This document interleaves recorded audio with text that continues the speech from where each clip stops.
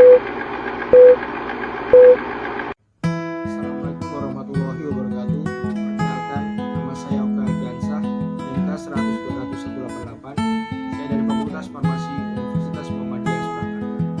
Di sini saya akan menyampaikan tentang produk proyek warga negara yang saya buat yang berjudul Program Guna Membantu Kebutuhan Kesehatan Masyarakat, khususnya sistem imun saat pandemi COVID-19.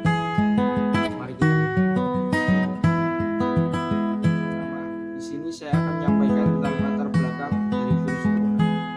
Saya mendapatkan referensi dari Dikmus yang berjudul Latar Belakang Virus Corona, Perkembangan Hingga Isu Terkini. Hingga saat ini, Indonesia masih bergelut melawan virus corona, sama dengan negara lain di dunia. Jumlah kasus virus corona terus bertambah dengan beberapa melaporkan kesembuhan, tapi tak sedikit yang meninggal. Usaha penanganan dan pencegahan terus dilakukan demi melawan COVID-19. Kasus virus corona diketahui awalnya lewat penyakit misterius yang melumpuhkan kota Wuhan, China. Peristiwa ini terjadi akhir 2019 dan terus berlanjut hingga penyebaran virus corona mewabah ke seluruh dunia. Sebenarnya, virus corona tidak asing dalam dunia kesehatan hewan, tapi hanya beberapa jenis yang mampu menginfeksi manusia hingga menjadi penyakit radang paru-paru. Sebelum COVID-19 mewabah, dunia sempat heboh dengan SARS dan MERS, yang juga berkaitan virus dengan virus corona. Virus corona sendiri memiliki gejala yang sama, mirip dengan flu. Virus corona berkembang cepat hingga mengakibatkan infeksi lebih parah dan gagal organ. COVID-19 membuktikan diri mampu menular antar manusia. Penularan sangat cepat hingga Organisasi Kesehatan Dunia atau WHO menetapkan pandemi virus corona atau COVID-19 pada 11 Mei 2020. Penyebaran pandemi COVID-19 yang sangat cepat hingga hampir tak ada negara atau wilayah di dunia yang absen dari virus corona. Peningkatan jumlah kasus terjadi dalam waktu singkat hingga butuh penanganan secepatnya. Sayangnya, hingga kini belum ada obat spesifik untuk menangani kasus infeksi virus corona atau COVID-19. Gejala COVID-19 memiliki ciri-ciri yang sama dengan gejala awal mirip flu sehingga kerap diremehkan pasien. Namun, berbeda dengan flu biasa, infeksi corona atau COVID-19 ternyata berjalan cepat, apalagi pada pasien dengan masalah kesehatan sebelumnya. Materi yang kedua saya dapatkan dari koran Solo Post yang berjudul Rekor Terbanyak Positif COVID-19 Kota Solo tambah 111 kasus sehari, 5 orang meninggal. Kota Solo mencatatkan rekor terbanyak penambahan jumlah kasus konfirmasi positif COVID-19 selama sekitar 9 bulan selama masa pandemi.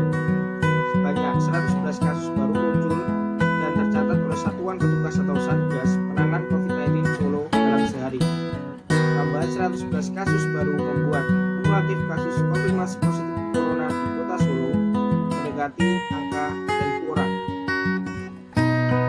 Tepatnya jumlah kasus positif COVID-19 Kota Solo mencapai rinciannya 2.901 orang dengan perincian 1.675 orang sembuh atau pulang, 986 isolasi mandiri, kemudian 195 orang masih menjalani perawatan dan 135 meninggal dunia. Tambahan kasus positif COVID-19 yang merupakan rekor terbanyak sepanjang masa pandemi di Kota Solo itu menyebar di sejumlah kelurahan. Dari tambahan itu, ada 5 orang yang meninggal pada hari tersebut. Pertama, Kecamatan Banjarsari masih menduduki peringkat teratas dengan kumulatif kasus tertinggi yakni 924 orang. Yang kedua, Kecamatan Jebres dengan 819 orang, Kecamatan Lawean 566 orang, Kecamatan Pasar Kliwon 356 orang, dan terakhir Kecamatan Serengan 215 orang. Karena kasus yang melonjak tersebut, banyak masyarakat yang kehilangan pekerjaan atau PHK, banyak masyarakat yang sulit untuk memenuhi kebutuhan, banyak masyarakat yang berkurang penghasilannya, dan banyak yang mengabaikan protokol kesehatan. Itu semua terjadi karena kebutuhan utama mereka belum terpenuhi, khususnya dalam hal makanan, yang difikirkan kebanyakan masyarakat, khususnya masyarakat ekonomi menengah ke bawah, adalah bagaimana cara mendapatkan uang untuk makan dan apa yang akan dimakan. Saya mendapatkan data tentang gejala ringan kasus infeksi virus corona atau COVID-19. Yang pertama adalah batuk, yang kedua letih, lelah atau cepat lelah, yang ketiga sesak napas dan ngilu di seluruh tubuh, dan yang keempat secara umum merasa tidak enak badan. Gejala berat kasus infeksi virus corona atau COVID-19: yang pertama kesulitan bernapas, yang kedua infeksi pneumonia, yang ketiga sakit di bagian perut, yang keempat nafsu makan turun. Ciri-ciri virus corona atau COVID-19 dan gejalanya kebanyakan muncul 2-10 hari setelah kontak dengan virus. Tapi ada beberapa kasus ciri-ciri awal coronavirus dan gejalanya baru muncul sekitar 24 hari. Untuk membedakan ciri-ciri awal corona dan flu biasa, ada beberapa hal yang harus diperhatikan, yaitu yang pertama, ada seorang yang dalam 14 hari sempat bepergian ke negara yang dianggap sumber virus corona. Yang kedua, ada seorang yang sempat kontak dengan pasien yang mengalami infeksi corona. Saya akan menampilkan video tentang kondisi masyarakat selama pandemi COVID-19 di Kota Surakarta. Silahkan menyaksikan video berikut ini.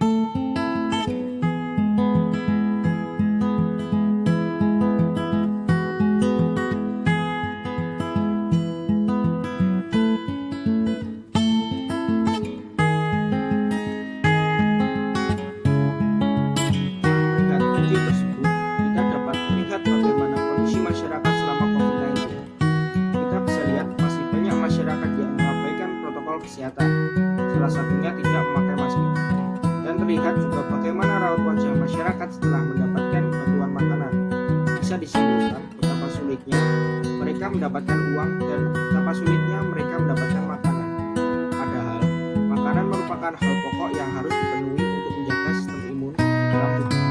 Menurut ahli imunologi di University of California mengungkapkan bahwa menjaga sistem imun adalah vaksin yang utama untuk menghalau penyakit COVID-19. Yang mendapatkan referensi tentang sistem imun dari buku yang berjudul Sistem Kekebalan Tubuh. Sistem imun merupakan suatu jaring yang didesain untuk homeostatis molekul yang besar atau oligomer dan sel berdasarkan pada proses pengenalan yang spesifik. Pengenalan dari struktur suatu oligomer oleh reseptor sel imun merupakan komponen penting dari kekhususan sistem imun.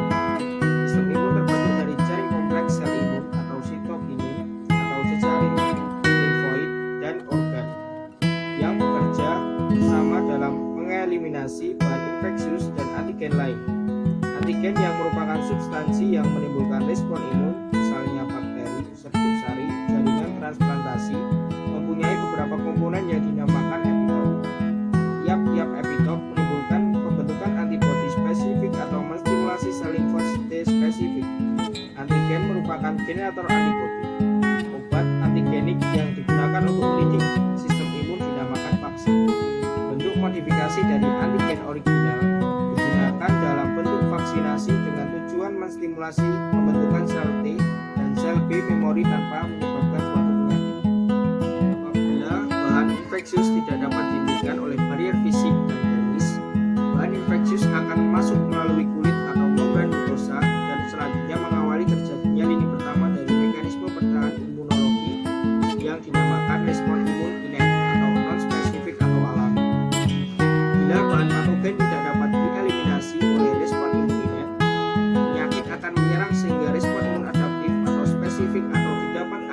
aktivasi agar tubuh pulih kembali.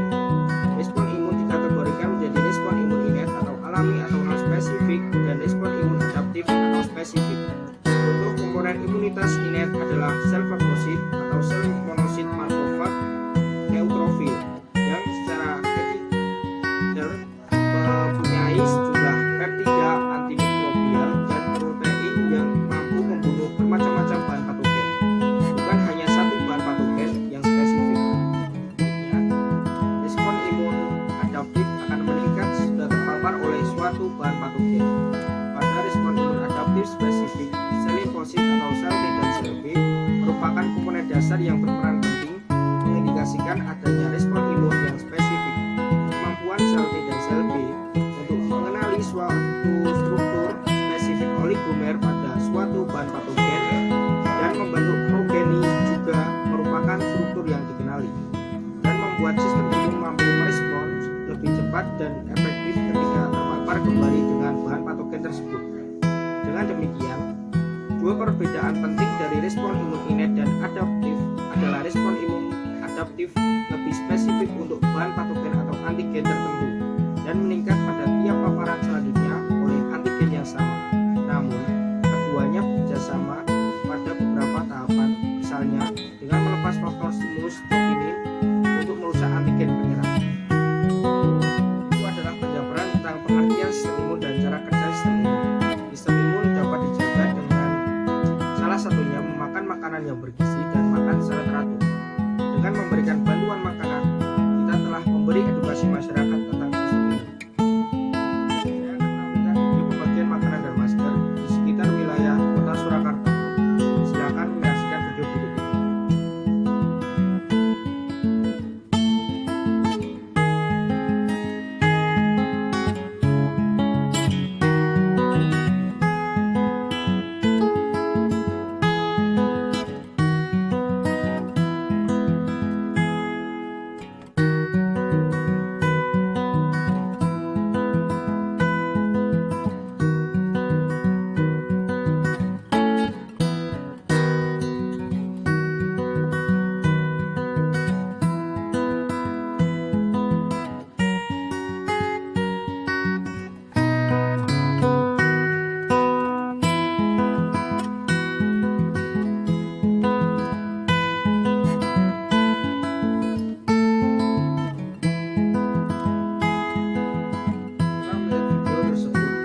Memberi edukasi kepada masyarakat setelah membagikan makanan dan masker dapat membuat masyarakat bisa berpikir akan pentingnya menjaga protokol kesehatan.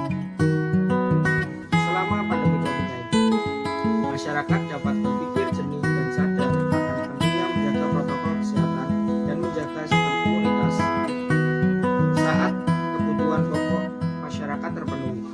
Menjaga sistem imun tidak hanya memakan makanan yang bergizi, tapi meminum suplemen atau vitamin C. Menurut ahli farmasi, vitamin C sangat membantu menjaga sistem imunitas tubuh. Saya mendapatkan referensi tentang kandungan dari vitamin C dari artikel jurnal yang berjudul Metode Analisis Kadar Vitamin C. Vitamin C atau asam L-ascorbat atau ascorbat adalah nutrisi penting bagi manusia dan hewan. Vitamin yang memiliki aktivitas vitamin C adalah asam ascorbat dan cahaya, dan beberapa bentuk teroksidasi dari molekul seperti asam dihidroascorbat. Ascorbat dalam asam ascorbat, keduanya secara alami terdapat dalam tubuh ketika salah satu dari asam ini bertemu dalam sel karena perubahan bentuk yang disebabkan oleh pH.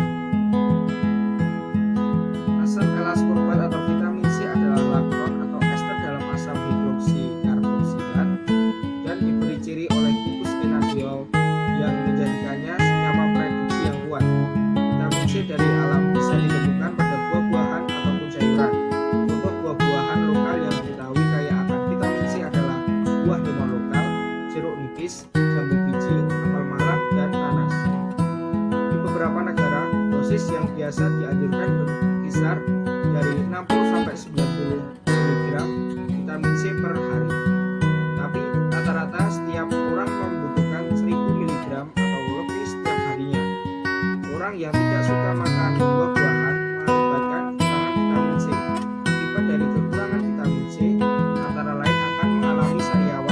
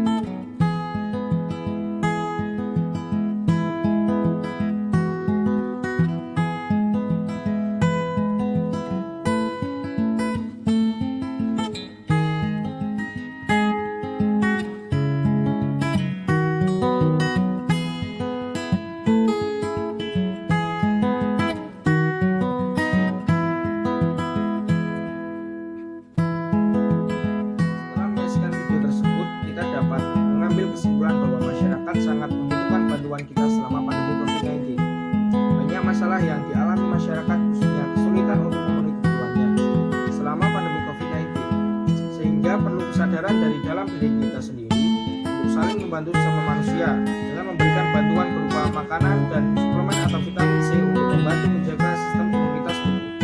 Landasan hukum untuk saling membantu sesama manusia sudah tercantum dalam Undang-Undang Dasar 1945.